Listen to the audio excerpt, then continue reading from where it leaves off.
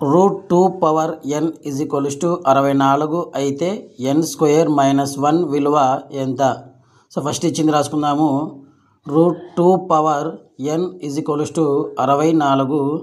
So దీన్ని మనము 2 power n/2 రాసుకోవచ్చు ఈజ్ ఈక్వల్స్ టు 64ని 2 పవర్ 6గా రాసుకోవచ్చు.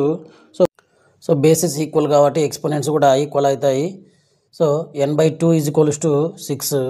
2ని అవతలకు పంపిస్తే n equals to 6 2 = 12. So n value 12. ఇక్కడ n² - 1 వాల్యూ కనుక్కోవాలి. ఇక్కడ n అంటే 12² - 1. సో 12² అంటే 12 × 12 144 - 1. సో 144లో నుంచి 1 సబ్ట్రాక్షన్ చేస్తే 143. So option 3 is correct.